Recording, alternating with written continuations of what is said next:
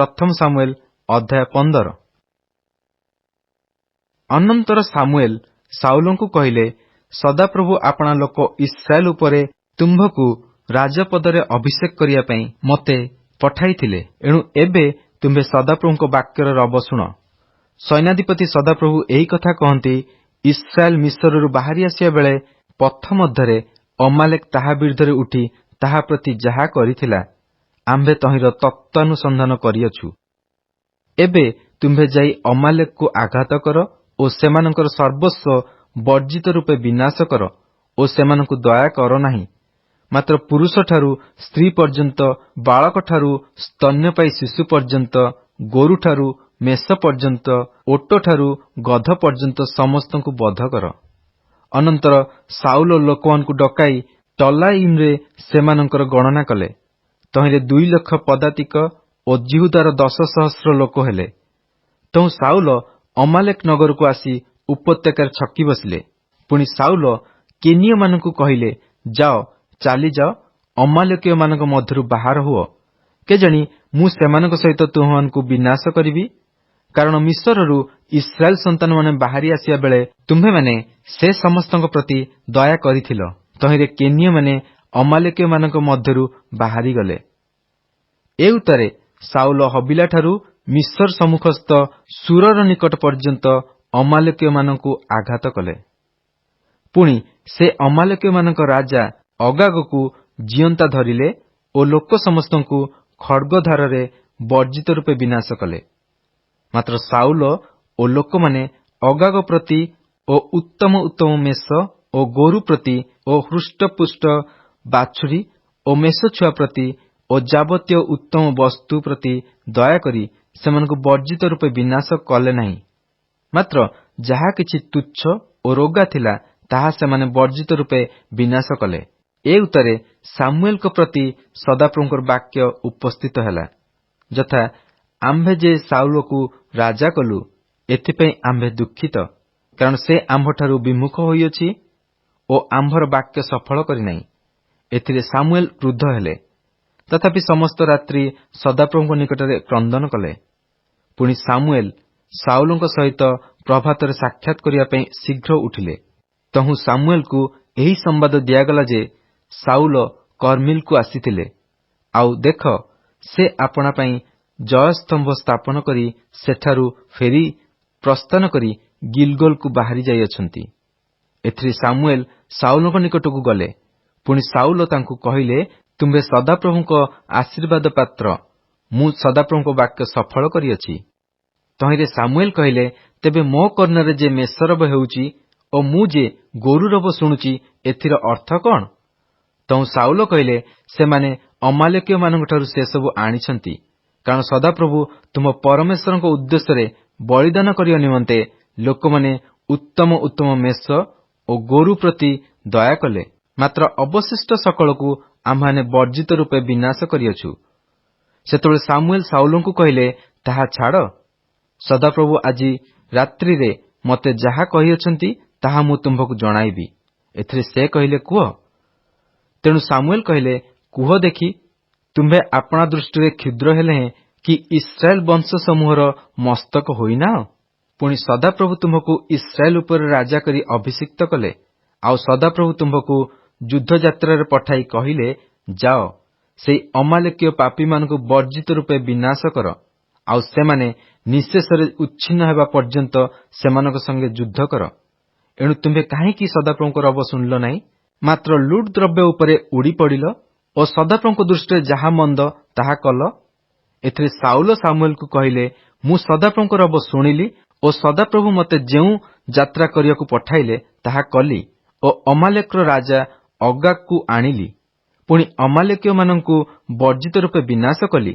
ମାତ୍ର ଲୋକମାନେ ଗିଲଗଲରେ ସଦାପ୍ରଭୁ ତୁମ ପରମେଶ୍ୱରଙ୍କ ଉଦ୍ଦେଶ୍ୟରେ ବଳିଦାନ କରିବା ପାଇଁ ବିନାଶାର୍ଥେ ବର୍ଜିତ ଦ୍ରବ୍ୟ ମଧ୍ୟରୁ ଲୁଟ ରୂପେ ଉତ୍ତମ ଉତ୍ତମ ମେଷ ଓ ଗୋରୁ ନେଲେ।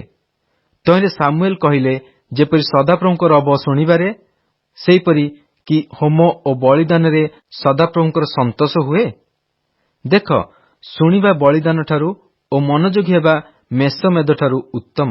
ଯେହେତୁ ବିଦ୍ରୋହ ମନ୍ତ୍ରପାଠ ପାପତୁଲ୍ୟ ଓ ଅବାଧ୍ୟତା ଅବସ୍ତୁର ଓ ଠାକୁରମାନର ପୂଜା ତୁଲ୍ୟ। ତୁମ୍ଭେ ସଦାପ୍ରଭୁଙ୍କ ବାକ୍ୟ ତୁଚ୍ଛ କରିଅଛ, ଏଥିପାଇଁ ସେ ମଧ୍ୟ ତୁମ୍ଭକୁ ରାଜା ହୋଇଥିବା ପାଇଁ ତୁଚ୍ଛ କରିଅଛନ୍ତି। ଏଥିରେ ସାଉଲ ସାମୁଏଲକୁ କହିଲେ, ମୁଁ ପାପ କରିଅଛି, କାରଣ ମୁଁ ସଦାପ୍ରଭୁଙ୍କର ଆଜ୍ଞା ଓ ତୁମ୍ଭ ବାକ୍ୟ ଲଙ୍ଘନ କରିଅଛି। ମୁଁ ଲୋକମାନଙ୍କୁ ଭୟ କରି ସେମାନଙ୍କ ରବ ଶୁଣିଲି। ଏହେତୁ ବିନୟ କରୁଛି, ଏବେ ମୋ ପାପ କ୍ଷମା କର ଓ ମୁଁ ଯେପରି ସଦାପ୍ରଭୁଙ୍କ ନିକଟରେ ପ୍ରଣାମ କରିବି, ଏଥିପାଇଁ ମୋ ସଙ୍ଗେ ଫେରିଆସ।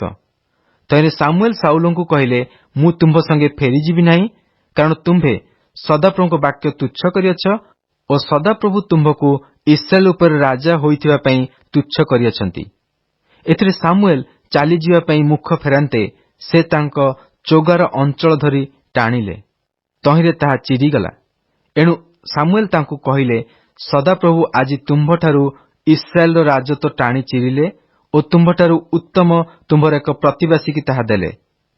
ଆହୁରି ଇସ୍ରାଏଲର ବିଶ୍ୱାସ ଭୂମି ମିଥ୍ୟା କହିବେ ନାହିଁ କି ମତ ପରିବର୍ତ୍ତନ କରିବେ ନାହିଁ, କାରଣ ସେ ମନୁଷ୍ୟ ନୁହନ୍ତି ଯେ ସେ ଦୁଇମତ ହେବେ। ତେବେ ସେ କହିଲେ, ଆମ୍ଭେ ପାପ କରିଅଛୁ, ତଥାପି ଏବେ ମୋହର ଲୋକମାନଙ୍କ ପ୍ରାଚୀନ ବର୍ଗ ଓ ଇସ୍ରାଏଲ ସମ୍ମୁଖରେ ମୋହର ଗୌରବ ରଖ ଓ ମୁଁ ଯେପରି ସଦାପ୍ରଭୁ ତୁମ ପରମେଶ୍ୱରଙ୍କ ନିକଟରେ ପ୍ରଣାମ କରିବି, ଏଥିପାଇଁ ମୋ ସଙ୍ଗେ ଫେରିଆସ। ତହିଁରେ ସାମୁଏଲ ସାଉଲଙ୍କର ପଶ୍ଚାତ ଫେରିଯାଆନ୍ତେ ସାଉଲ ସଦାପ୍ରଭୁଙ୍କ ନିକଟରେ ପ୍ରଣାମ କଲେ। ଅନନ୍ତର ସାମୁଏଲ କହିଲେ, ତୁମ୍ଭେମାନେ ଅମାଲେକୀୟମାନଙ୍କ ରାଜା ଅଗାଗକୁ ଏଠାରେ ଆମ୍ଭ ନିକଟକୁ ଆଣ। ତହିଁରେ ଅଗାଗ ଖୁସି ହୋଇ ତାଙ୍କ ନିକଟକୁ ଆସିଲା, କାରଣ ଅଗାଗ କହିଲା, ଅବଶ୍ୟ ମୃତ୍ୟୁର ତିକ୍ତତା ଗଲା। ମାତ୍ର ସାମୁଏଲ କହିଲେ, ତୁମ୍ଭର ଖଡ୍ଗ ଯେପରି ସ୍ତ୍ରୀମାନଙ୍କୁ ସନ୍ତାନହୀନ କରିଅଛି, ସେପରି ସ୍ତ୍ରୀମାନଙ୍କ ମଧ୍ୟରେ ତୁମ୍ଭର ମାତା ସନ୍ତାନହୀନ ହେବ। ତେଣୁ ସାମୁଏଲ ଗିଲଗଲରେ ସଦାପ୍ରଭୁଙ୍କ ସମ୍ମୁଖରେ ଅଗାଗକୁ ଖଣ୍ଡ ଖଣ୍ଡ କରି ହାଣିଲେ। ଏଥି ଉତ୍ତାରେ ସାମୁଏଲ ରାମାକୁ ଗଲେ। ପୁଣି ସାଉଲ ଗିବିଆ ସାଉଲରେ ସ୍ଥିତ ଆପଣା ଗୃହକୁ ଗଲେ। ମାତ୍ର ସାଉଲଙ୍କର ମରଣ ଦିନ ପର୍ଯ୍ୟନ୍ତ ସାମୁଏଲ ଆଉ ତାଙ୍କୁ ସାକ୍ଷାତ କଲେ ନାହିଁ, କାରଣ ସାମୁଏଲ ସାଉଲଙ୍କ ପାଇଁ ଶୋକ କଲେ। ପୁଣି ସଦାପ୍ରଭୁ ଇସ୍ରାଏଲ ଉପରେ ସାଉଲଙ୍କୁ ରାଜା କରିବାରୁ ଦୁଃଖିତ ହେଲେ। ପ୍ରଥମ ସାମୁଏଲ ଅଧ୍ୟାୟ 16। ଅନନ୍ତର ସଦାପ୍ରଭୁ ସାମୁଏଲକୁ କହିଲେ, ତୁମ୍ଭେ କେତେ କାଳ ସାଉଲ ପାଇଁ ଶୋକ କରିବ? ଆମ୍ଭେ ତ ତାହାକୁ ଇସ୍ରାଏଲ ଉପରେ ରାଜା ହୋଇଥିବା ପାଇଁ ତୁଚ୍ଛ କଲୁ। ତୁମ୍ଭେ ଆପଣା ଶୃଙ୍ଗ ତୈଳରେ ପୂର୍ଣ୍ଣ କରି ଚାଲ, ଆମ୍ଭେ ତୁମ୍ଭକୁ ବୈଥଲେହମୀୟ ଯିସି ନିକଟକୁ ପଠାଇବା, କାରଣ ତାହାର ପୁତ୍ରମାନଙ୍କ ମଧ୍ୟରେ ଆମ୍ଭେ ଆପଣା ପାଇଁ ଏକ ରାଜା ଦେଖିଅଛୁ। ତହିଁରେ ସାମୁଏଲ କହିଲେ, ମୁଁ କି ରୂପେ ଯାଇପାରିବି? ସାଉଲ ଏହା ଶୁଣିଲେ ମୋତେ ବଦ୍ଧ କରିବେ। ଆଉ ସଦାପ୍ରଭୁ କହିଲେ, ତୁମ୍ଭେ ଗୋଟିଏ ଛଡ଼ା ସଙ୍ଗରେ ନିଅ ଓ କୁହ, ଆମ୍ଭେ ସଦାପ୍ରଭୁଙ୍କ ଉଦ୍ଦେଶ୍ୟରେ ବଳିଦାନ କରିବାକୁ ଆସିଅଛୁ। ପୁଣି ଯିସିକି ସେ ବଳିଦାନ ପାଇଁ ନିମନ୍ତ୍ରଣ କର। ତହିଁରେ ତୁମ୍ଭର ଯାହା କର୍ତ୍ତବ୍ୟ ତାହା ଆମ୍ଭେ ତୁମ୍ଭକୁ ଜଣାଇବା। ପୁଣି ଆମ୍ଭେ ଯାହାକୁ କହିବା ତୁମ୍ଭେ ଆମ୍ଭ ପାଇଁ ତାହାକୁ ଅଭିଷେକ କରିବ। ଏଥିରେ ସାମୁଏଲ ସଦାପ୍ରଭୁଙ୍କ ବାକ୍ୟାନୁସାରେ କାର୍ଯ୍ୟ କରି ବୈଥଲେହମରେ ଉପସ୍ଥିତ ହେଲେ। ତହିଁରେ ନଗରର ପ୍ରାଚୀନମାନେ କମ୍ପମାନ ହୋଇ ତାଙ୍କୁ ଭେଟିବାକୁ ଆସି ପଚାରିଲେ, ଆପଣଙ୍କ ଆଗମନ କୁଶଳ? ସେ କହିଲେ, କୁଶଳ। ମୁଁ ସଦାପ୍ରଭୁଙ୍କ ଉଦ୍ଦେଶ୍ୟରେ ବଳିଦାନ କରିବାକୁ ଆସିଅଛି। ତୁମେମାନେ ଆପଣାମାନଙ୍କୁ ପବିତ୍ର କର, ପୁଣି ମୋ ସଙ୍ଗେ ବଳିଦାନ କରିବାକୁ ଆସ। ଏ ଉତ୍ତାରେ ସେ ଯିସିକି ଓ ତାର ପୁତ୍ରମାନଙ୍କୁ ପବିତ୍ର କରି ବଳିଦାନ ନିମନ୍ତେ ଆସିବା ପାଇଁ ନିମନ୍ତ୍ରଣ କଲେ। ପୁଣି ସେମାନେ ଆସିଲା ଉତ୍ତାରେ ସେ ଇଲିଆବ ପ୍ରତି ଦୃଷ୍ଟି କରି କହିଲେ, ଅବଶ୍ୟ ସଦାପ୍ରଭୁଙ୍କ ଆଗରେ ତାହାଙ୍କର ଅଭିଷିକ୍ତ ଲୋକ ଉପସ୍ଥିତ। ମାତ୍ର ସଦାପ୍ରଭୁ ସାମୁଏଲକୁ କହିଲେ, ଏହାର ରୂପ କି ଶରୀରର ଉଚ୍ଚତା ପ୍ରତି ଦୃଷ୍ଟି ନ କର, ଯେହେତୁ ଆମ୍ଭେ ଏହାକୁ ଅଗ୍ରାହ୍ୟ କଲୁ। ପୁଣି ମନୁଷ୍ୟ ଯେପରି ଦେଖେ, ସଦାପ୍ରଭୁ ସେପରି ଦେଖନ୍ତି ନାହିଁ, କାରଣ ମନୁଷ୍ୟ ବାହ୍ୟ ରୂପ ଦେଖେ, ମାତ୍ର ସଦାପ୍ରଭୁ ଅନ୍ତଃକରଣ ଦେଖନ୍ତି। ଏ ଉତ୍ତାରେ ଯିସି ଅବିନାଦାବକୁ ଡାକି ସାମୁଏଲଙ୍କର ସମ୍ମୁଖ ଦେଇ ଗମନ କରାଇଲା। ତହିଁରେ ସାମୁଏଲ କହିଲେ, ସଦାପ୍ରଭୁ ଏହାକୁ ହିଁ ମନୋନୀତ କରିନାହାନ୍ତି। ତେବେ ଯିସି ସମକୁ ଗମନ କରାଇଲା। ତହିଁରେ ସେ କହିଲେ, ସଦାପ୍ରଭୁ ଏହାକୁ ମଧ୍ୟ ମନୋନୀତ କରିନାହାନ୍ତି। ଏହି ରୂପେ ଯିସି ଆପଣାର 7 ପୁତ୍ରଙ୍କୁ ସାମୁଏଲଙ୍କ ସମ୍ମୁଖରେ ଗମନ କରାଇଲା। ମାତ୍ର ସାମୁଏଲ ଯିସିକି କହିଲେ, ସଦାପ୍ରଭୁ ଏମାନଙ୍କୁ ମନୋନୀତ କରିନାହାନ୍ତି। ଏ ଉତ୍ତରେ ସାମୁଏଲ ଯିସିକି କହିଲେ, ତୁମ୍ଭର ସବୁ ସନ୍ତାନ କି ଏଠାରେ ଅଛନ୍ତି? ସେ କହିଲା, କେବଳ କନିଷ୍ଠଟି ବାକି ଅଛି, ଆଉ ଦେଖ ସେ ମେଷପଲ ଚରାଉଛି। ତହିଁରେ ସାମୁଏଲ ଯିଶିକି କହିଲେ, ଲୋକ ପଠାଇ ତାହାକୁ ଅଣାଅ। ସେ ଏଠାକୁ ନ ଆସିବା ପର୍ଯ୍ୟନ୍ତ ଆମ୍ଭେମାନେ ଭୋଜନରେ ବସିବୁ ନାହିଁ। ତହିଁରେ ସେ ଲୋକ ପଠାଇ ତାହାକୁ ଅଣାଇଲା। ସେ ଈଷତ୍ ରକ୍ତବର୍ଣ୍ଣ ଓ ସୁନୟନ ଓ ଦେଖିବାକୁ ସୁନ୍ଦର। ସେତେବେଳେ ସଦାପ୍ରଭୁ କହିଲେ, ଉଠ, ଏହାକୁ ଅଭିଷେକ କର, ଏ ସେହି ଲୋକ। ତହୁଁ ସାମୁଏଲ ତୈଳ ଶୃଙ୍ଗ ନେଇ ତାଙ୍କ ଭ୍ରାତୃଗଣ ମଧ୍ୟରେ ତାଙ୍କୁ ଅଭିଷେକ କଲେ। ତହିଁରେ ସେହି ଦିନାବଧି ସଦାପ୍ରଭୁଙ୍କର ଆତ୍ମା ଦାଉଦଙ୍କୁ ଆକ୍ରାନ୍ତ କଲେ। ଏଉତରେ ସାମୁଏଲ ଉଠି ରାମାକୁ ଚାଲିଗଲେ। ମାତ୍ର ସଦାପ୍ରଭୁଙ୍କ ଆତ୍ମା ସାଉଲଙ୍କଠାରୁ ପ୍ରସ୍ଥାନ କଲେ। ପୁଣି ସଦାପ୍ରଭୁଙ୍କଠାରୁ ଏକ ମନ୍ଦ ଆତ୍ମା ତାଙ୍କୁ ବିରକ୍ତ କରିବାକୁ ଲାଗିଲା। ଏଉତରେ ସାଉଲଙ୍କର ଦାସମାନେ ତାଙ୍କୁ କହିଲେ, ଦେଖନ୍ତୁ, ପରମେଶ୍ୱରଙ୍କଠାରୁ ଏକ ମନ୍ଦ ଆତ୍ମା ଆପଣଙ୍କୁ ବିରକ୍ତ କରୁଅଛି। ଏଣୁ ଜଣେ ନିପୁଣ ବୀଣାବାଦକ ଅନ୍ୱେଷଣ କରିବା ପାଇଁ ଆମ୍ଭମାନଙ୍କ ପ୍ରଭୁ ଆପଣ ସମ୍ମୁଖସ୍ଥ ଦାସମାନଙ୍କୁ ଆଜ୍ଞା କରନ୍ତୁ। ତହିଁରେ ପରମେଶ୍ୱରଙ୍କଠାରୁ ସେହି ମନ୍ଦ ଆତ୍ମା ଆପଣଙ୍କ ଉପରେ ଥିବାବେଳେ ସେ ଲୋକ ଆପଣ ହାତରେ ବଜାଇଲେ ଆପଣ ଭଲ ହୋଇଯିବେ। ତେଣୁ ସାଉଲ ଆପଣା ଦାସମାନଙ୍କୁ କହିଲେ, ଆଚ୍ଛା, ଯେ ଭଲ ବଜାଇପାରେ ଏପରି ଏକ ଜଣ ମୋ ପାଇଁ ଦେଖି ତାହାକୁ ମୋ ନିକଟକୁ ଆଣ। ତହିଁରେ ଯୁବାମାନଙ୍କ ମଧ୍ୟରୁ ଜଣେ ଉତ୍ତର ଦେଇ କହିଲା, ଦେଖନ୍ତୁ, ମୁଁ ବୈଥଲେହମୀୟ ଯିଶିର ଏକ ପୁତ୍ରଙ୍କୁ ଦେଖିଅଛି। ସେ ବଜାଇବାରେ ନିପୁଣ ଓ ମହାବିକ୍ରମଶାଳୀ ଓ ଯୋଦ୍ଧା ଓ କଥାରେ ବିଜ୍ଞ ଆଉ ରୂପବାନ। ପୁଣି ସଦାପ୍ରଭୁ ତାଙ୍କର ସଙ୍ଗେ ସଙ୍ଗେ ଅଛନ୍ତି। ଏହେତୁ ସାଉଲ ଯିଶି ନିକଟକୁ ଦୂତମାନଙ୍କୁ ପଠାଇ ତାହାକୁ କହିଲେ, ତୁମ୍ଭର ପୁତ୍ର ଦାଉଦ ଯେ ମେଷପଲ ସଙ୍ଗରେ ଥାଏ, ତାକୁ ମୋ ନିକଟକୁ ପଠାଇ ଦିଅ। ତହିଁରେ ଯିଶି ରୁଟିରେ ନଦା ଏକ ଗଧ, ଏକ କୁମ୍ପା ଦ୍ରାକ୍ଷାରସ ଓ ଏକ ଛେଳି ଛୁଆ ନେଇ ଆପଣା ପୁତ୍ର ଦାଉଦଙ୍କ ହସ୍ତରେ ସାଉଲଙ୍କ ନିକଟକୁ ପଠାଇଲା। ତହୁଁ ଦାଉଦ ସାଉଲଙ୍କ ନିକଟକୁ ଆସି ତାଙ୍କ ସମ୍ମୁଖରେ ଠିଆ ହେଲେ ଓ ସାଉଲ ତାଙ୍କୁ ଅତିଶୟ ସ୍ନେହ କଲେ। ତହିଁରେ ସେ ତାଙ୍କର ଅସ୍ତ୍ରବାହକ ହେଲେ। ଏଉତରେ ସାଉଲ ଯିଶିକି କହି ପଠାଇଲେ, ବିନୟ କରୁଅଛି, ଦାଉଦକୁ ମୋ ସମ୍ମୁଖରେ ଛିଡ଼ା ହେବାକୁ ଦିଅ, କାରଣ ସେ ମୋ ଦୃଷ୍ଟିରେ ଅନୁଗ୍ରହ ପାଇଅଛି। ଏଣୁ ପରମେଶ୍ୱରଙ୍କଠାରୁ ସେହି ମନ୍ଦ ଆତ୍ମା ଯେତେବେଳେ ସାଉଲଙ୍କ ଉପରେ ଥାଏ, ସେତେବେଳେ ଦାଉଦ ବୀଣା ନେଇ ଆପଣା ହାତରେ ବଜାନ୍ତି। ତହିଁରେ ସାଉଲ ଆଶ୍ୱାସ ପାଆନ୍ତି ଓ ଭଲ ହୁଅନ୍ତି। ପୁଣି ମନ୍ଦ ଆତ୍ମା ତାଙ୍କୁ ଛାଡ଼ିଯାଏ। ପ୍ରଥମ ସାମୁଏଲ ଅଧ୍ୟାୟ 17। ଅନନ୍ତର ପଲେଷ୍ଟିୟମାନେ ଯୁଦ୍ଧ କରିବାକୁ ଆପଣାମାନଙ୍କ ସୈନ୍ୟ ସାମନ୍ତ ସଂଗ୍ରହ କଲେ। ଆଉ ସେମାନେ ଜିହୁଦାର ଅଧିକାରସ୍ଥ ସୋଖୋରେ ସଂଗୃହୀତ ହୋଇ ସୋଖୋ ଓ ଅସେକା ମଧ୍ୟରେ ଏଫୋସ୍ ଦମିମ୍ରେ ଛାଉଣି ସ୍ଥାପନ କଲେ। ପୁଣି ସାଉଲ ଓ ଇସ୍ରାଏଲ ଲୋକମାନେ ସଂଗୃହୀତ ହୋଇ ଏଲା ତଳଭୂମିରେ ଛାଉଣି ସ୍ଥାପନ କଲେ ଓ ପଲେଷ୍ଟିୟମାନଙ୍କ ବିରୁଦ୍ଧରେ ସୈନ୍ୟ ସଜାଇଲେ। ତହିଁରେ ପଲେଷ୍ଟିୟମାନେ ପର୍ବତର ଏକ ଦିଗରେ ଓ ଇସ୍ରାଏଲ ପର୍ବତର ଅନ୍ୟ ଦିଗରେ ଠିଆ ହେଲେ। ପୁଣି ଉଭୟଙ୍କ ମଧ୍ୟରେ ଉପତ୍ୟକା ଥିଲା। ଏଥିରେ ଗାଥ ନିବାସୀ ଗଲିଆଥ ନାମକ ଏକ ମଲ୍ଲ ଯୋଦ୍ଧା ପଲେଷ୍ଟିୟମାନଙ୍କ ଛାଉଣିରୁ ବାହାର ହେଲା। ସେ 6.5 ହାତ ଉଚ୍ଚ। ପୁଣି ତାହାର ମସ୍ତକରେ ପିତ୍ତଳର ଟୋପର ଥିଲା ଓ ସେ ମାଛ କାତି ତୁଲ୍ୟ ସାଞ୍ଜୁଆରେ ସଜ୍ଜିତ ଥିଲା ଓ ସେହି ସାଞ୍ଜୁଆ 500 ସେକଲ ପରିମିତ ପିତ୍ତଳର ଥିଲା। ତାହାର ପାଦ ପିତ୍ତଳ ପତ୍ରରେ ଆବୃତ ଓ ତାହାର କାନ୍ଧରେ ପିତ୍ତଳର ଶଲ୍ୟ ଥିଲା। ତାହାର ବର୍ଚ୍ଛାର ଦଣ୍ଡ ତନ୍ତୀର ନରାଜ ତୁଲ୍ୟ ଓ ତାହା ବର୍ଚ୍ଛାର ଫଳକର ପରିମାଣ 600 ସେକଲ ଲୁହା ଥିଲା। ପୁଣି ତାହା ଆଗେ ଆଗେ ତାହାର ଢାଲ ବାହକ ଚାଲିଲା। ଆଉ ସେ ଛିଡ଼ା ହୋଇ ଇସ୍ରାଏଲର ସୈନ୍ୟ ଶ୍ରେଣୀ ଆଡ଼େ ଡାକି ସେମାନଙ୍କୁ କହିଲା, ତୁମ୍ଭେମାନେ କାହିଁକି ଯୁଦ୍ଧ ସାଜିବା ପାଇଁ ବାହାର ହୋଇ ଆସିଅଛ? ମୁଁ କି ସେହି ପଲେଷ୍ଟିୟ ଲୋକ ନୁହେଁ? ଓ ତୁମେମାନେ କି ସାଉଲର ଦାସ ନୁହଁ? ତୁମେମାନେ ଆପଣମାନଙ୍କ ପାଇଁ ଜଣେ ଲୋକ ମନୋନୀତ କର ଓ ସେ ମୋହର କତିକି ଓହ୍ଲାଇ ଆସୁ। ସେ ଯେବେ ମୋ ସଙ୍ଗେ ଯୁଦ୍ଧ କରିପାରିବ ଓ ମୋତେ ବଧ କରିବ, ତେବେ ଆମ୍ଭେମାନେ ତୁମ୍ଭମାନଙ୍କର ଦାସ ହେବୁ। ମାତ୍ର ଯେବେ ମୁଁ ତାହାକୁ ପାରିବି ଓ ବଧ କରିବି, ତେବେ ତୁମ୍ଭେମାନେ ଆମ୍ଭମାନଙ୍କର ଦାସ ହେବ ଓ ଆମ୍ଭମାନଙ୍କର ଦାସ୍ୟ କର୍ମ କରିବ। ଆହୁରି ସେ ପଲେଷ୍ଟିୟ କହିଲା, ଆଜି ମୁଁ ଇସ୍ରାଏଲର ସୈନ୍ୟ ଶ୍ରେଣୀକି ତୁଚ୍ଛ କରୁଅଛି। ମୋତେ ଜଣେ ଲୋକ ଦିଅ, ଆମ୍ଭେମାନେ ପରସ୍ପର ଯୁଦ୍ଧ କରିବୁ। ପୁଣି ସାଉଲ ଓ ସମୁଦାୟ ଇସ୍ରାଏଲ ସେହି ପଲେଷ୍ଟିୟର ଏହି ସକଳ କଥା ଶୁଣନ୍ତେ ସେମାନେ ହତାଶ ହେଲେ ଓ ଅତିଶୟ ଭୟ କଲେ। ଦାଉଦ ବୈଥଲେହମ ଜିହୁଦା ନିବାସୀ ଏକ ଇଫ୍ରାତୀୟ ପୁରୁଷର ପୁତ୍ର ଥିଲେ, ତାହାର ନାମ ଜିସି। ତାହାର 8 ପୁତ୍ର ଥିଲେ। ପୁଣି ସାଉଲଙ୍କ ସମୟରେ ସେ ପୁରୁଷ ବୃଦ୍ଧ ଓ ଲୋକମାନଙ୍କ ମଧ୍ୟରେ ଗତବୟସ୍କ ବୋଲି ଗଣିତ ଥିଲା। ଜିସିର 3 ବଡ଼ ପୁତ୍ର ସାଉଲଙ୍କର ପଶ୍ଚାତ୍ ଯୁଦ୍ଧକୁ ଯାଇଥିଲେ। ପୁଣି ଯୁଦ୍ଧକୁ ଯାଇଥିବା ତାହାର 3 ପୁତ୍ର ମଧ୍ୟରେ ଜ୍ୟେଷ୍ଠର ନାମ ଇଲିଆବ ଓ ଦ୍ୱିତୀୟର ନାମ ଅବିନାଦବ ଓ ତୃତୀୟର ନାମ ସମ, ଆଉ ଦାଉଦ କନିଷ୍ଠ ଥିଲେ। କେବଳ ବଡ଼ 3 ଜଣ ସାଉଲଙ୍କର ଅନୁଗାମୀ ହୋଇଥିଲେ। ମାତ୍ର ଦାଉଦ ଆପଣା ପିତାର ମେଷପଲ ଚରାଇବା ନିମନ୍ତେ ସାଉଲଙ୍କ ନିକଟରୁ ବୈଥଲହମକୁ ଯା ଆସ କରୁଥାନ୍ତି। ପୁଣି ସେହି ପଲେଷ୍ଟିୟ ଲୋକ 40 ଦିନ ପର୍ଯ୍ୟନ୍ତ ପ୍ରାତଃ କାଳରେ ଓ ସନ୍ଧ୍ୟା କାଳରେ ନିକଟକୁ ଆସି ଆପଣାକୁ ଦେଖାଉଥାଏ।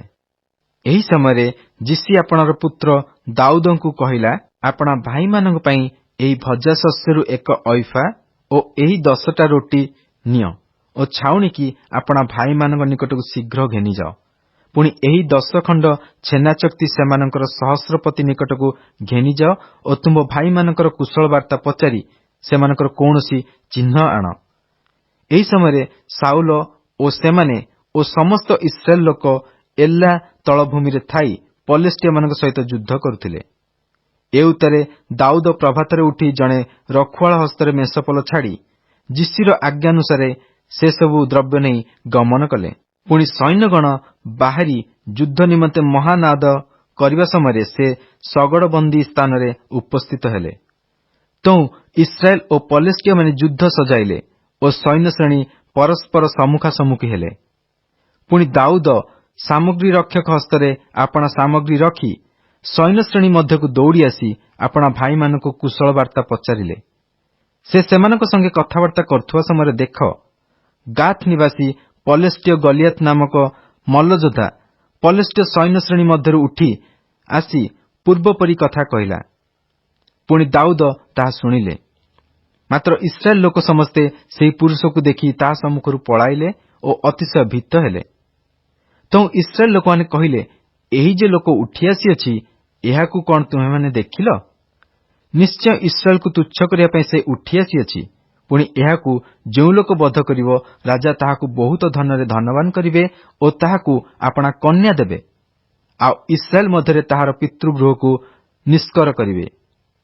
ସେତେବେଳେ ଦାଉଦ ଆପଣା ନିକଟରେ ଠିଆ ହୋଇଥିବା ଲୋକମାନଙ୍କୁ ପଚାରିଲେ, ଯେଉଁ ଜନ ଏହି ପଲେଷ୍ଟିୟକୁ ବଧ କରି ଇସ୍ରାଏଲର ଅପମାନ ଦୂର କରିବ, ତାହା ପ୍ରତି କଣ କରାଯିବ? କାରଣ ଏହି ଅସୁନତ ପଲେଷ୍ଟିୟ କିଏ ଯେ ସେ ଜୀବତ ପରମେଶ୍ୱରଙ୍କ ସୈନ୍ୟଶ୍ରେଣୀକୁ ତୁଚ୍ଛ କରିବ? ତହିଁରେ ଲୋକମାନେ ପୂର୍ବପରି ଉତ୍ତର ଦେଇ କହିଲେ, ଯେ ତାହାକୁ ବଧ କରିବ, ତାହା ପ୍ରତି ଉପରୋକ୍ତ ପ୍ରକାରେ କରାଯିବ।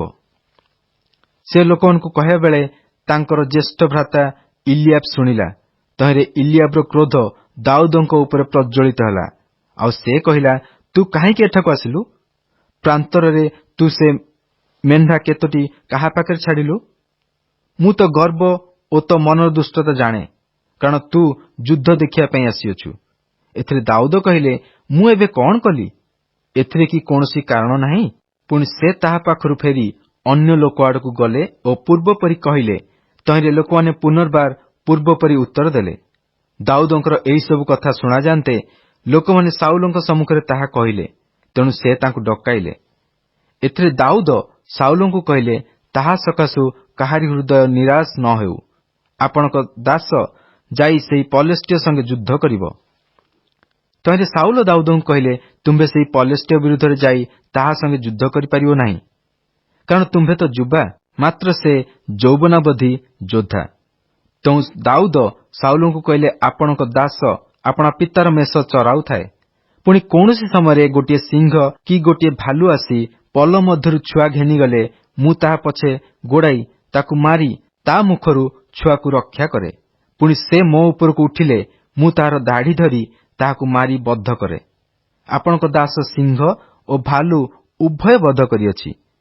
ପୁଣି ଏହି ଅସୁନତ ପଲେଷ୍ଟିୟ ସେମାନଙ୍କର ଗୋଟିକ ପରି ହେବ, କାରଣ ସେ ଜୀବତ ପରମେଶ୍ୱରଙ୍କ ସୈନ୍ୟଶ୍ରେଣୀକି ତୁଚ୍ଛ କରିଅଛି। ଆହୁରି ଦାଉଦ କହିଲେ, ଯେଉଁ ସଦାପ୍ରଭୁ ସିଂହ ହାତରୁ ଓ ଭାଲୁ ହାତରୁ ମୋତେ ରକ୍ଷା କରିଅଛନ୍ତି, ସେ ଏହି ପଲେଷ୍ଟିୟ ହାତରୁ ମୋତେ ରକ୍ଷା କରିବେ। ଏଥିରେ ସାଉଲ ଦାଉଦଙ୍କୁ କହିଲେ, ଯାଅ, ସଦାପ୍ରଭୁ ତୁମ୍ଭର ସଙ୍ଗୀ ହେବେ। ତେଣୁ ସାଉଲ ଦାଉଦଙ୍କୁ ଆପଣା ବସ୍ତ୍ର ପିନ୍ଧାଇ ତାଙ୍କର ମସ୍ତକରେ ପିତ୍ତଳ ଟପର ଦେଇ ତାଙ୍କୁ ସାଞ୍ଜୁଆ ପିନ୍ଧାଇଲେ।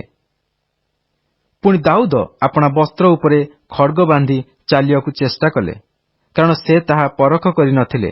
ଆଉ ଦାଉଦ ସାଉଲଙ୍କୁ କହିଲେ, ମୁଁ ଏହି ବେଶରେ ଯାଇ ନ ପାରେ, କାରଣ ମୁଁ ସେସବୁ ପରଖ କରିନାହିଁ। ଏଣୁ ଦାଉଦ ତାହା କାଢି ରଖିଲେ। ପୁଣି ସେ ଆପଣା ଯଷ୍ଟି ହାତରେ ଘେନି ନଦୀରୁ 5ଟି ଚିକ୍କଣ ପଥର ବାଛିଲେ ଓ ଆପଣା ପାଖରେ ମେଷପାଳକର ଯେଉଁ ଝୁଲି ଥିଲା, ସେହି ଝୁଲିରେ ତାହା ରଖିଲେ। ଆଉ ସେ ହାତରେ ଆପଣା ଛାଟିଣି ଧରି ସେହି ପଲେଷ୍ଟିୟ ନିକଟକୁ ଗଲେ। ଏଥିରେ ପଲେଷ୍ଟିୟ ଅଗ୍ରସର ହୋଇ ଦାଉଦଙ୍କର ସନ୍ନିକଟ ହେଲା ଓ ତାହାର ଢାଲ ବାହକ ତାହାର ଆଗେ ଆଗେ ଚାଲିଲା। ତେଣୁ ପଲେଷ୍ଟିୟ ଚାରିଆଡ଼କୁ ଅନାଇ ଦାଉଦଙ୍କୁ ଦେଖି ତୁଚ୍ଛ ଜ୍ଞାନ କଲା, କାରଣ ସେ ଯୁବା ଓ ଈଷତ୍ ରକ୍ତବର୍ଣ୍ଣ ଓ ସୁନ୍ଦର ବଦନ ଥିଲେ। ପୁଣି ସେହି ପଲେଷ୍ଟିୟ ଦାଉଦଙ୍କୁ କହିଲା, ମୁଁ କି କୁକୁର ଯେ ତୁ ଯଷ୍ଟି ନେଇ ମୋ ପାଖକୁ ଆସିଛୁ? ତହିଁରେ ପଲେଷ୍ଟିୟ ଆପଣା ଦେବତାମାନଙ୍କ ନାମରେ ଦାଉଦଙ୍କୁ ଶାପ ଦେଲା। ଆଉ ସେହି ପଲେଷ୍ଟିୟ ଦାଉଦଙ୍କୁ କହିଲା, ମୋ କତିକି ଆ, ମୁଁ ତୋର ମାଂସ ଆକାଶ ପକ୍ଷୀ ଓ ବିଲ ପଶୁମାନଙ୍କୁ ଦେବି। ତେବେ ଦାଉଦ ପଲେଷ୍ଟିୟକୁ କହିଲେ, ତୁମ୍ଭେ ଖଡ୍ଗ ଘେନି ବର୍ଚ୍ଛା ଘେନି ଓ ଶୈଳ ଘେନି ମୋ କତିକି ଆସିଅଛ, ମାତ୍ର ତୁମ୍ଭେ ଯାହାଙ୍କୁ ତୁଚ୍ଛ କରିଅଛ, ସେହି ଇସ୍ରାଏଲ ସୈନ୍ୟ ଶ୍ରେଣୀର ପରମେଶ୍ୱର ସୈନ୍ୟାଧିପତି ସଦାପ୍ରଭୁଙ୍କ ନାମରେ ତୁମ୍ଭ ନିକଟକୁ ମୁଁ ଆସୁଅଛି। ଆଜି ଦିନ ସଦାପ୍ରଭୁ ତୁମ୍ଭକୁ ମୋ ହସ୍ତରେ ସମର୍ପି ଦେବେ।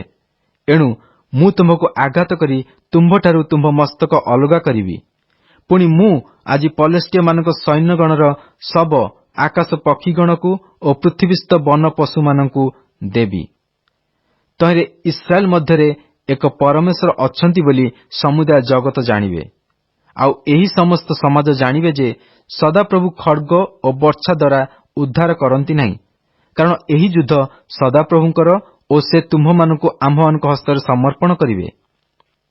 ଏଉତାରେ ସେହି ପଲେଷ୍ଟିୟ ଉଠି ଦାଉଦଙ୍କ ସଙ୍ଗେ ଭେଟିବାକୁ ଆସି ନିକଟବର୍ତ୍ତୀ ହୁଅନ୍ତେ, ଦାଉଦ ଶୀଘ୍ର ସେହି ପଲେଷ୍ଟିୟ ସହିତ ଭେଟିବାକୁ ସୈନ୍ୟଶ୍ରେଣୀ ଆଡ଼େ ଦୌଡ଼ିଲେ।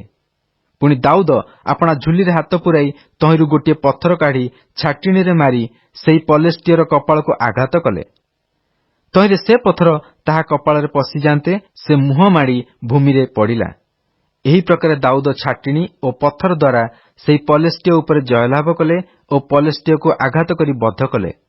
ମାତ୍ର ଦାଉଦଙ୍କ ହସ୍ତରେ ଖଡ୍ଗ ନଥିଲା। ତହୁଁ ଦାଉଦ ଦୌଡ଼ି ଯାଇ ସେହି ପଲେଷ୍ଟିୟ ଉପରେ ଠିଆ ହେଲେ ଓ ତାହାର ଖଡ୍ଗ ନେଇ ଖାପରୁ କାଢ଼ି ତାହାକୁ ବଧ କଲେ ଓ ତଦ୍ୱାରା ତାହାର ମସ୍ତକ ଛେଦନ କଲେ। ଆଉ ପଲେଷ୍ଟିୟମାନେ ଆପଣାମାନଙ୍କ ବୀରକୁ ମୃତ ଦେଖି ପଳାଇଲେ। ତହୁଁ ଇସ୍ରାଏଲର ଓ ଜିହୁଦାର ଲୋକମାନେ ଉଠି ଜୟଧ୍ୱନି କଲେ ଓ ଗାଥ ସନ୍ନିକଟ ଓ ଇକ୍ରୋନ ଦ୍ୱାର ପର୍ଯ୍ୟନ୍ତ ପଲେଷ୍ଟିୟମାନଙ୍କ ପଛେ ପଛେ ଗୋଡ଼ାଇଲେ। ତହିଁରେ ପଲେଷ୍ଟିୟମାନଙ୍କ ହତ ଲୋକମାନେ ସାରଇମ୍ ପଥରେ ଗାଥ ଓ ଇକ୍ରୋନ ପର୍ଯ୍ୟନ୍ତ ପଡ଼ିଲେ। ଏଉତାରେ ଇସ୍ରାଏଲ ସନ୍ତାନଗଣ ପଲେଷ୍ଟିୟମାନଙ୍କ ପଛେ ପଛେ ଗୋଡ଼ାଇବାରୁ ନେଉଟି ଆସି ସେମାନଙ୍କ ଛାଉଣି ଲୁଟ କଲେ। ପୁଣି ଦାଉଦ ସେହି ପଲେଷ୍ଟିୟର ମସ୍ତକ ନେଇ ଜିରୁସାଲମକୁ ଆଣିଲେ, ମାତ୍ର ତାହାର ସଜ୍ଜା ଆପଣା ତମ୍ବୁରେ ରଖିଲେ। ସେହି ପଲେଷ୍ଟିୟ ବିରୁଦ୍ଧରେ ଦାଉଦଙ୍କୁ ବାହାରିବାର ଦେଖି ସାଉଲ ସୈନ୍ୟର ସେନାପତି ଅବନରକୁ କହିଲେ, ଅବନର, ଏ ଯୁବା କାହାର ପୁଅ? ଅବନର କହିଲା, ହେ ମହାରାଜ, ଆପଣଙ୍କ ପ୍ରାଣ ଜୀବିତ ଥିବା ପ୍ରମାଣେ କହୁଛି, ମୁଁ କହିପାରିବି ନାହିଁ। ତହିଁରେ ରାଜା କହିଲେ, ପଚାର, ଏ ଭେଣ୍ଡିଆଟି କାହାର ପୁଅ? ଆଉ ଦାଉଦ ପଲେଷ୍ଟିୟକୁ ବଧ କରି ପଲେଷ୍ଟିୟର ମସ୍ତକ ହସ୍ତରେ ଧରି ଫେରି ଆସିବା ବେଳେ ଅବନର ତାଙ୍କୁ ନେଇ ସାଉଲଙ୍କ ସମ୍ମୁଖକୁ ଆଣିଲା। ତେଣୁ ସାଉଲ ତାକୁ ପଚାରିଲେ, ହେ ଯୁବକ, ତୁମ୍ଭେ କାହାର ପୁଅ? ଦାଉଦ ଉତ୍ତର ଦେଲେ, ମୁଁ ଆପଣଙ୍କ ଦାସ ବୈଥଲେହମୀୟ ଯିସିର ପୁଅ। ଗୁଡ୍ ମର୍ଣ୍ଣିଂ, ପ୍ରେଜ୍ ଦ ଲର୍ଡ। ଆଜି ବାଇବଲ ପଠନ ଦିନ ସଂଖ୍ୟା 55, ସୋମବାର। ଆଜି ଆମ୍ଭେମାନେ ପ୍ରଥମ ସାମୁଏଲ 15 ପର୍ବ ଠାରୁ 17 ପର୍ବ ପର୍ଯ୍ୟନ୍ତ ପାଠ କରିଅଛୁ। ଆସନ୍ତୁ ପଠିତ ଶାସ୍ତ୍ରାଂଶର ସାରାଂଶକୁ ଚିନ୍ତା କରିବା। ସାଉଲଙ୍କର ପ୍ରକୃତ ବ୍ୟକ୍ତିତ୍ୱ ତଥା ପରିଚୟ ଆମାଲେକୀୟମାନଙ୍କ ସହିତ ଯୁଦ୍ଧ କରିବା ସମୟରେ ପ୍ରକାଶିତ ହୋଇଅଛି। ସେ ଦୁର୍ବଳ ଓ ନିକୃଷ୍ଟ ବିଷୟଗୁଡ଼ିକୁ ବିନଷ୍ଟ କରି ହୃଷ୍ଟପୁଷ୍ଟ ଓ ଉତ୍ତମ ମେଷ ଓ ପଶୁମାନଙ୍କୁ ଜୀବିତ ରଖିବା ଦ୍ୱାରା ଈଶ୍ୱରଙ୍କ ଆଜ୍ଞାକୁ ଅବମାନନା କରିବାର ପାପ କଲେ। ଆମ୍ଭେ ଯେ ସାଉଲକୁ ରାଜା କଲୁ, ଏଥିପାଇଁ ଆମ୍ଭେ ଦୁଃଖିତ। କାରଣ ସେ ଆମ୍ଭଠାରୁ ବିମୁଖ ହୋଇଅଛି ଓ ଆମ୍ଭର ବାକ୍ୟ ସଫଳ କରିନାହିଁ। ପ୍ରଥମ ସାମୁଏଲ 15 ପର୍ବ 11 ପଦରେ ସଦାପ୍ରଭୁ ଏହି ପ୍ରକାର କହିଅଛନ୍ତି। ଶାଉଲ ମାନସିକ ଭାବରେ ଚିନ୍ତିତ ହେବାକୁ ଲାଗିଲେ ଓ ତାଙ୍କର ଅନାଜ୍ଞାବହତା ସକାଶେ ଈଶ୍ୱର ତାଙ୍କୁ ରାଜା କରିଥିବାରୁ ଅତ୍ୟନ୍ତ ଦୁଃଖିତ ହେଲେ। ଈଶ୍ୱର ଯୀଶୁଙ୍କ ଗୃହରେ ଦାଉଦଙ୍କୁ ପାଇଲେ ଏବଂ ତାଙ୍କୁ ଅଭିଷେକ କଲେ। ଏହି ମୁହୂର୍ତ୍ତରେ ଦାଉଦ ଇତିହାସର କେନ୍ଦ୍ର ଭାବରେ ପ୍ରତିଷ୍ଠିତ ହେଲେ ବା ଇତିହାସର କେନ୍ଦ୍ର ଦାଉଦଙ୍କ ଆଡ଼କୁ ସ୍ଥାନାନ୍ତରିତ ହେଲା। ଈଶ୍ୱର ମନୁଷ୍ୟର ବାହ୍ୟ ରୂପ ଦେଖନ୍ତି ନାହିଁ, ବରଂ ସେ ଜଣେ ବ୍ୟକ୍ତିର ଅନ୍ତଃକରଣକୁ ଦେଖନ୍ତି। ଅନାକର ସନ୍ତାନ ମହାବୀର ପଲେଷ୍ଟିୟ ଗଲିଆତ ପରି ଅନେକ ଶତ୍ରୁମାନଙ୍କୁ ବଧ କରି ଦାଉଦ ଜୟଯୁକ୍ତ ହେଲେ। ଯେଉଁମାନେ ଈଶ୍ୱରଙ୍କ ସୈନ୍ୟ ଶ୍ରେଣୀକୁ ତୁଚ୍ଛ କରୁଥିଲେ, ଈଶ୍ୱରଙ୍କ ନାମରେ ସେହିଠାରେ ସେମାନଙ୍କୁ ବିନଷ୍ଟ କରିବା ଦ୍ୱାରା ସେ ଆହୁରି ଅଧିକ ଲୋକଲୋଚନକୁ ଆସିଲେ। ଏହା ଆମ୍ଭମାନଙ୍କୁ କୁହେ ଯେ ବର୍ଚ୍ଛା ଓ ଖଡ୍ଗରେ ପରିତ୍ରାଣ ନାହିଁ, କିନ୍ତୁ ପରିତ୍ରାଣ କେବଳ ଈଶ୍ୱରଙ୍କ ଠାରେ ଅଛି ଏବଂ ଈଶ୍ୱରଙ୍କ ଠାରୁ ଆସେ। ଇସ୍ରାଏଲର ରାଜା ଦାଉଦ ଜଗତର ମହାବୀର ରାଜାମାନଙ୍କୁ ବଶୀଭୂତ କରନ୍ତି। ଏହା ଥିଲା ଆଜିର ପଠିତ ଶାସ୍ତ୍ରାଂଶର ସାରାଂଶ। ପ୍ରଭୁ ଆମ ପ୍ରତ୍ୟେକଙ୍କୁ ଆଶୀର୍ବାଦ କରନ୍ତୁ। ଖ୍ରୀଷ୍ଟଙ୍କ ଠାରେ ଏକତ୍ର ଏହା କି ଆଶୀର୍ବାଦର ବିଷୟ ଅଟେ।